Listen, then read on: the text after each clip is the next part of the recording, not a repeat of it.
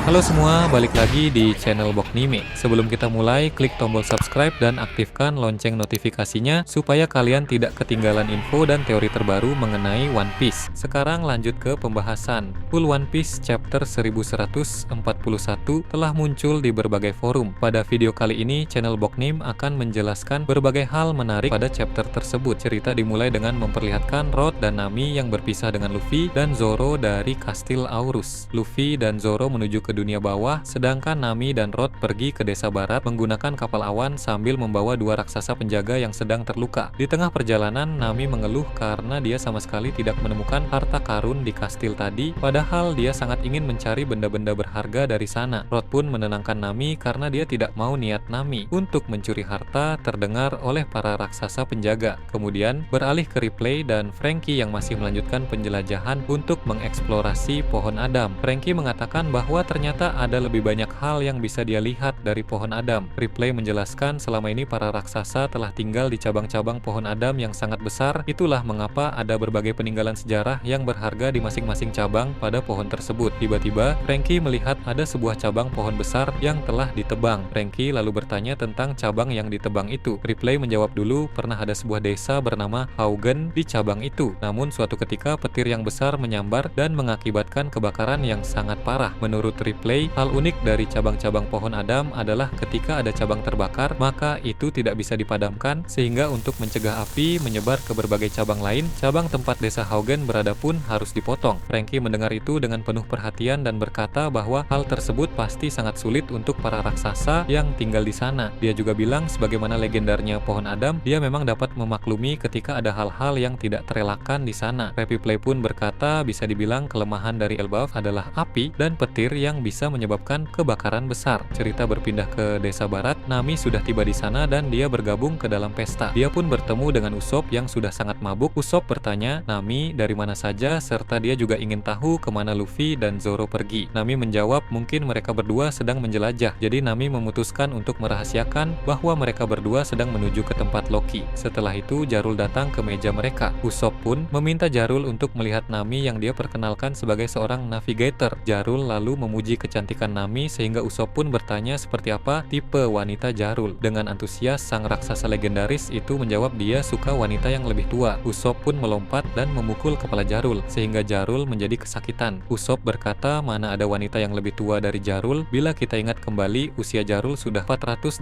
tahun sehingga konyol ketika selera dia adalah wanita yang lebih tua. Nami pun duduk di sebelah Jin dan melihat kelucuan saat Usopp mabuk sambil tersenyum. Nami bilang Usopp senang sekali karena dia dan Luffy sudah lama bermimpi untuk datang ke Elbaf. Sekarang bajak laut topi jerami benar-benar berada di tempat impian mereka. Sementara itu Sanji menyadari bahwa Gerar sudah tidak ada di pesta sehingga dia pun mulai mencarinya. Rupanya Ger berada tak jauh dari sana bersama dengan Rod dan dua raksasa penjaga. Wanita itu sedang mengobati para raksasa penjaga tersebut. Ger pun bertanya kepada Rod apa sebenarnya yang terjadi dan dari mana dia tadi, tapi Rod berusaha berbohong dengan menyembunyikan kebenaran dari Gear. Sayangnya Gerar menyadari itu sehingga dia pun mulai menghajar Rod. Dia memaksa Rod untuk menceritakan apa yang sebenarnya terjadi. Cerita kemudian beralih ke dunia bawah, diperlihatkan Luffy dan Zoro sudah tiba di tempat itu. Mereka pun sangat terkejut ketika melihat kondisi Loki yang sudah terluka parah. Seperti yang kita tahu, alasan mengapa Loki bisa terluka seperti itu karena dia telah dihajar secara bertubi-tubi oleh kesatria suci wanita yang bernama Gunko. Kemudian pedang Shamrock juga sempat berubah menjadi Cerberus dan menyerang Loki. Di sana Loki dalam keadaan terantai sehingga dia tidak bisa berbuat apa-apa selain menerima semua serangan itu. Beberapa waktu yang lalu kondisinya sekarang menjadi seperti ini. Luffy pun mencoba untuk membuka rantai Loki, tapi karena rantai tersebut terbuat dari batu laut, usaha Luffy pun gagal. Si jerami itu melemah ketika menyentuh batu laut. Mengingat dia juga seorang pengguna kekuatan buah iblis, Zoro dan Luffy pun mulai berdebat di sana. Nah, Zoro bilang masih belum saatnya untuk melepaskan Loki. Zoro masih perlu berbicara dengannya terlebih dahulu untuk mengetahui orang seperti apa sebenarnya Loki, barulah mereka bisa memutuskan untuk membebaskannya atau tidak. Zoro kemudian berjalan ke arah Loki dan menendang luka di tubuh Loki. Hal itu pun langsung membuat Loki merasa sangat kesakitan. Alasan Zoro melakukan itu untuk memastikan luka Loki itu asli atau tidak, sebab bisa saja dia menipu dengan membuat luka palsu. Namun setelah menendang luka itu, Zoro tahu bahwa luka tersebut memang asli. Luffy pun memarahi Zoro dengan bilang Loki tampak dalam keadaan yang hampir mati, tapi bisa-bisanya Zoro malah menendang lukanya untuk menguji apakah itu itu asli atau tidak. Dengan entengnya, Zoro bilang jika Loki mati berarti memang sudah sampai situ saja takdirnya. Luffy lalu berkata bahwa Zoro adalah orang yang sangat jahat. Tindakan Zoro dalam menendang luka Loki ini sebenarnya sangat bagus untuk mengantisipasi hal buruk yang akan terjadi jika setelah Loki dibebaskan nanti dia berkhianat atau mengingkari janjinya kepada Luffy. Zoro tinggal menyerang Loki di area tubuhnya yang terluka sehingga Zoro akan bisa menumbangkan Loki dengan mudah. Setelah perdebatan, akhirnya Zoro setuju untuk membebaskan Loki, tapi Zoro ingin satu borgol di pergelangan kaki kiri Loki tetap terpasang karena itu adalah borgol batu laut sehingga bisa melemahkannya kalau dia nanti mengamuk. Ini adalah antisipasi kedua Zoro yang dia lakukan untuk mengatasi keadaan. Luffy pun bilang sebenarnya dia ingin pergi memanggil Chopper untuk mengobati Loki, tapi perpustakaan burung hantu jaraknya terlalu jauh dan akan memakan waktu yang terlalu lama untuk ke sana. Kemudian kembali lagi ke dunia bawah, maka Luffy berniat pergi ke desa barat saja dan memanggil dokter dari desa itu sebab luka-luka Loki perlu segera mendapatkan penanganan.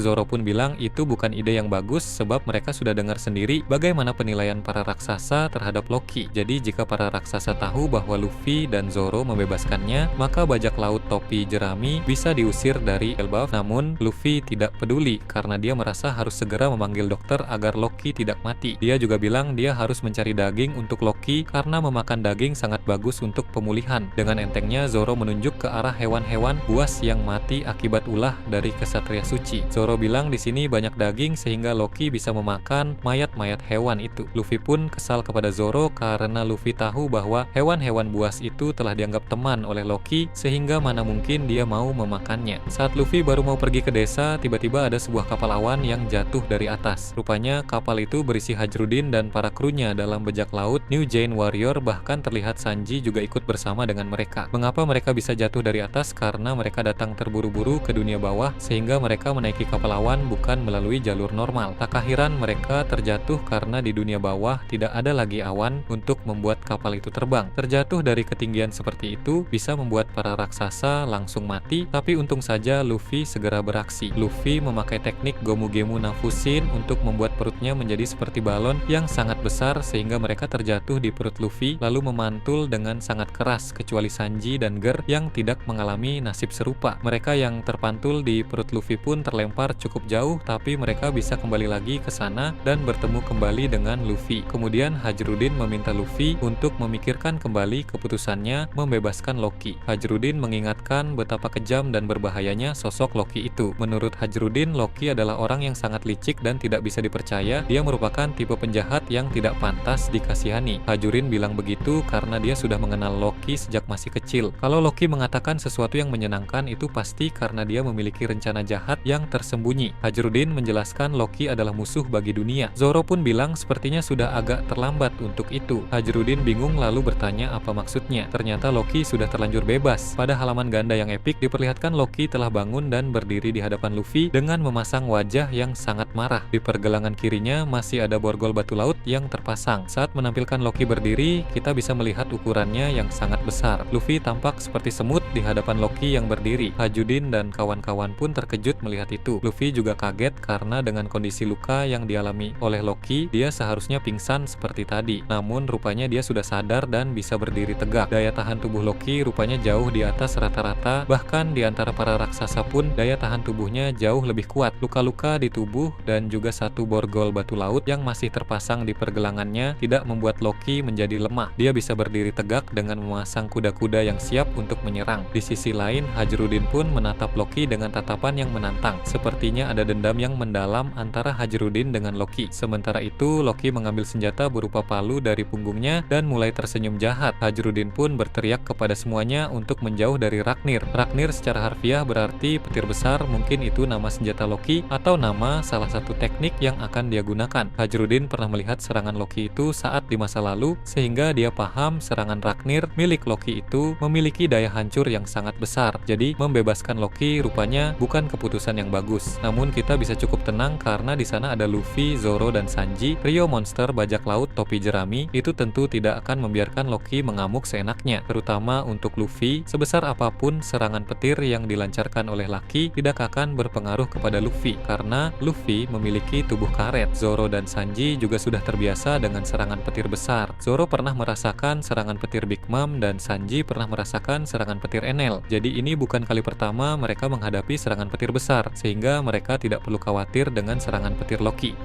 Nah, itulah tadi berbagai hal menarik chapter 1141. Menurut kalian bagaimana? Silahkan tulis di kolom komentar di bawah. Oke, segitu saja untuk pembahasan kali ini. Jangan lupa like, share, dan subscribe untuk video menarik selanjutnya. Peaceful World.